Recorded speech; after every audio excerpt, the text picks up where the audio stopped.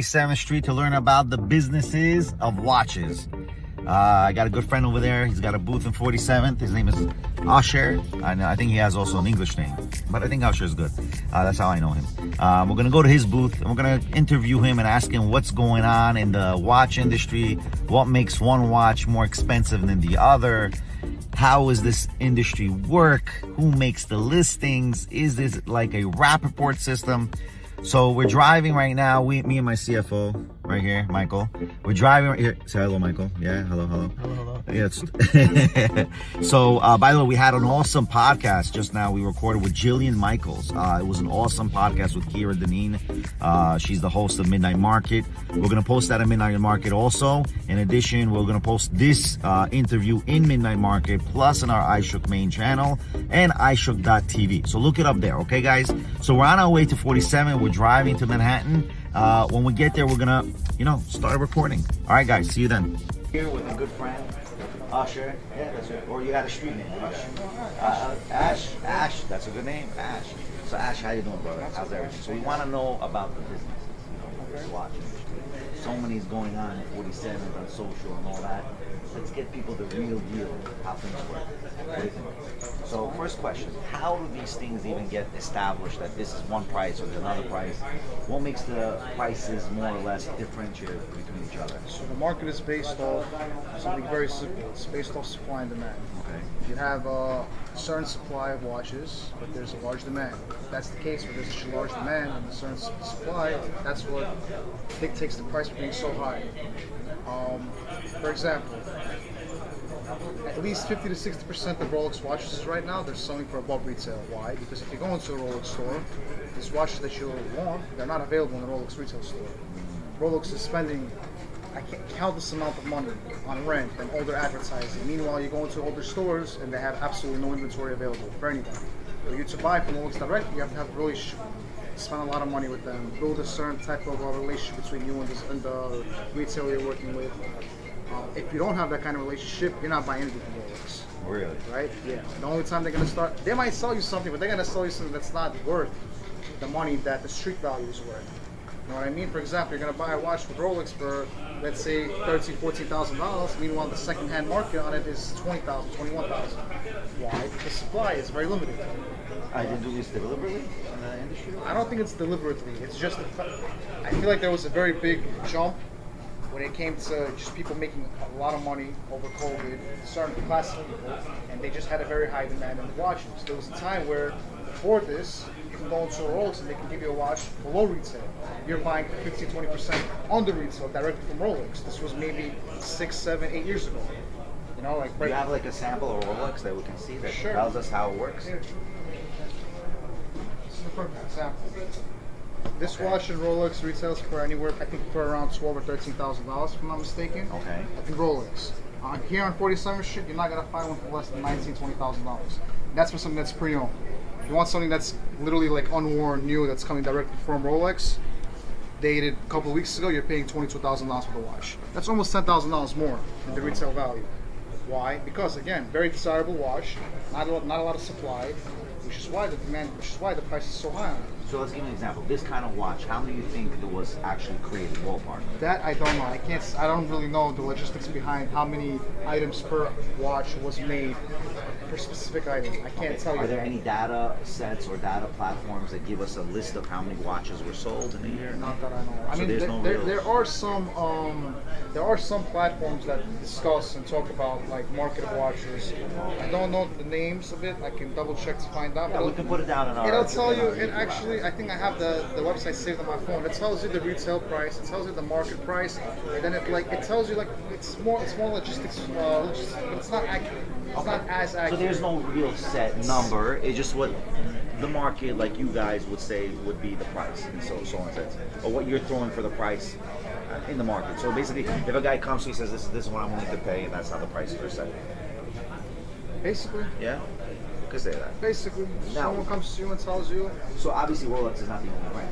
No, the same thing goes with Audemars Piguet, AP. You go into an AP store, They will have a couple of items available, but all the desirable watches are not available, and they're all trading for more than retail for the same exact reason.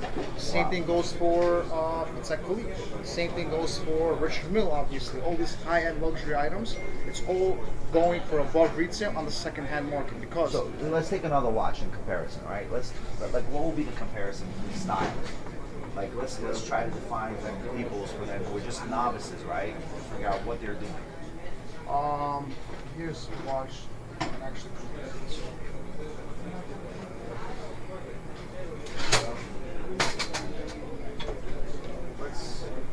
All right, the guys, this is how things really are done. Hard work. It's not overnight. Hard work, guys. So this is an example of a watch that on the second-hand market, it's the same price more or less as to the retail market. Really? Wow. Why? Because I guess the demand is not as great for this. It's a full gold date. It's a 40 millimeter. It retails for about, I think, anywhere between $38,000 to $39,000. After tax, you're paying approximately $41,000, $42,000. On the second-hand market, you're paying the same price. If you're getting something that's unworn, yeah. Wow. If you're buying something pre-owned, which is something like this, it's going to cost you less. You'll pay in the high 30s. So this is over market price. Second hand, exactly. And this is more base market. This is more like it's very close to retail. So guys, just to see, so basically, it's basically what people are desiring, right? It's a desirability factor. So what a person wants to wear? Does he want to wear this or does he want to wear that? So it's about perception ultimately. It's about perception. It's about people's whatever they like as opposed to what they don't like, what they want to wear, what they don't want to wear. Some people are not too flashy. They don't want to wear a full gold watch. They'd rather wear something more sportier. From my understanding, most of the sports models are the ones that are going above retail. You know, like the GMTs, the Sky Dwellers, the Daytona is a very desirable watch. The Daytona stainless steel going well above retail. How much about retail? Also like 10, maybe even $15,000 above retail. Wow. Yeah. And that's second hand. Second hand. But a gold Daytona, like the one I'm wearing right now, a full gold Daytona, is going also close to retail. For the most part, most of the gold items are going to the same price as the retail market. But all the stainless steel sports models are trading for above retail.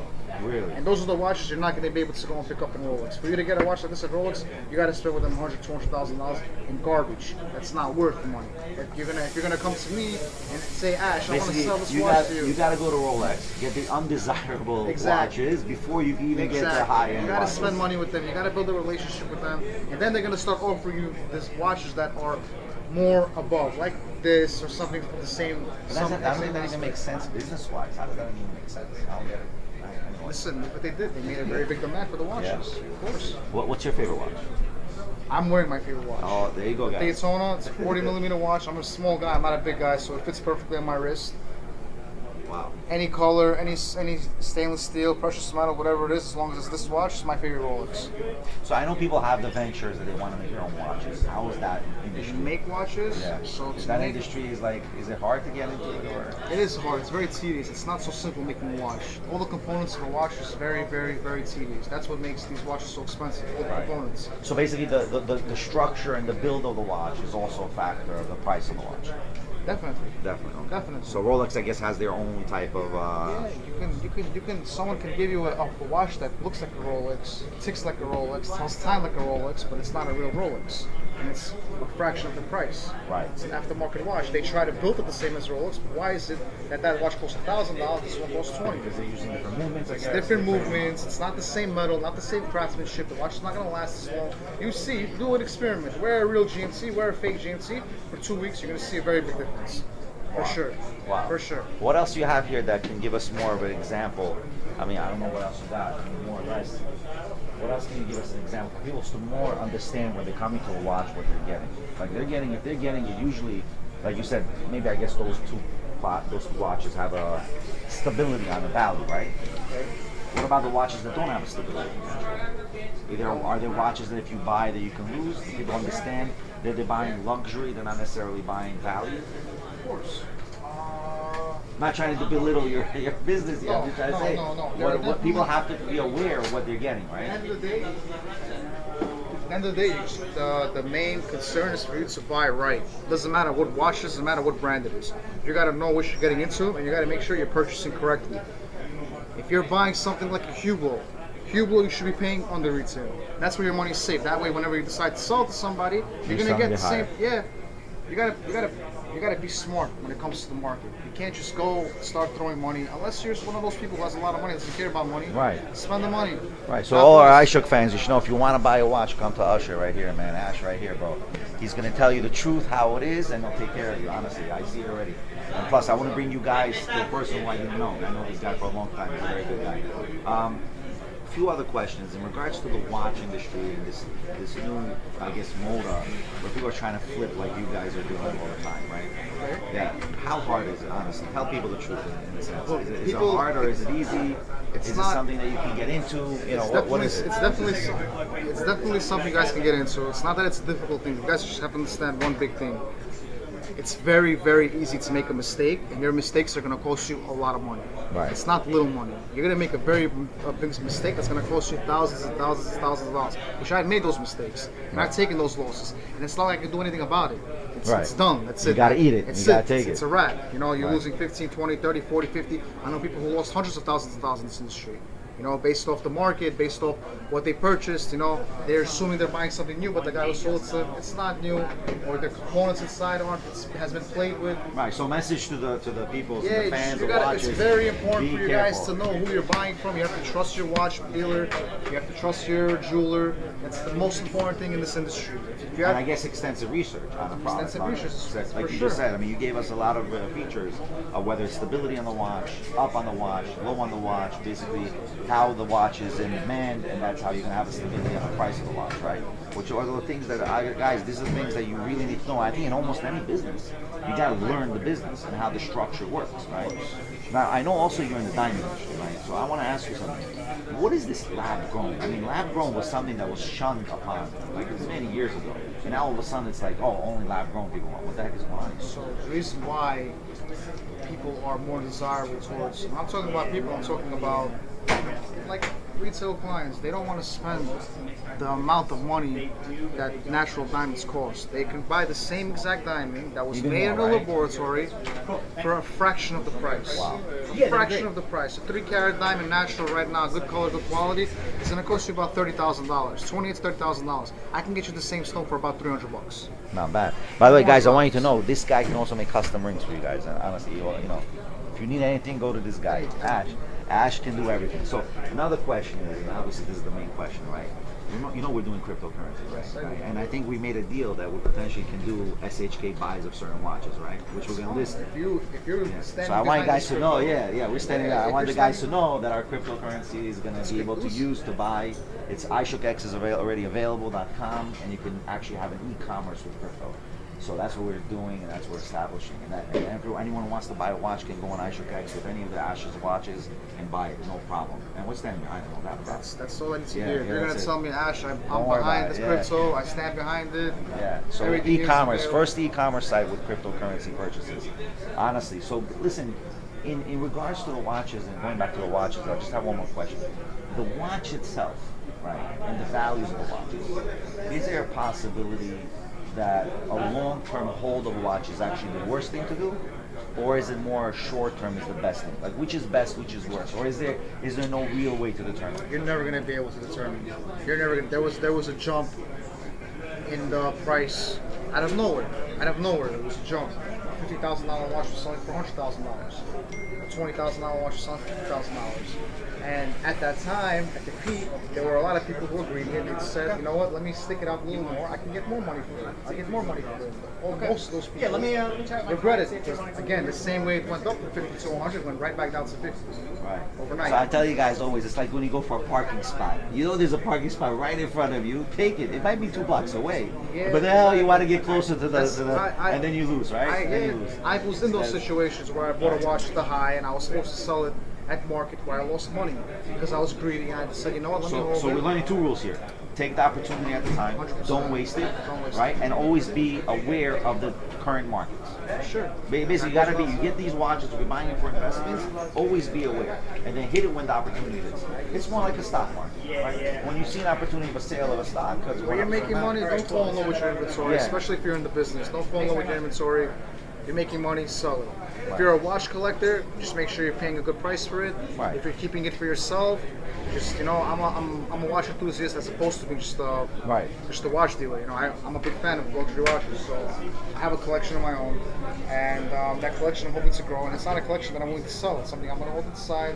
Whatever happens in the future will happen. If it's going to bring money to my kids, it's going to bring money to my kids. If it doesn't, listen, there's still value. Sentimental, for it's sure. not like Your you money lost is value. safe. You still have some value in the watch, even if as a collector.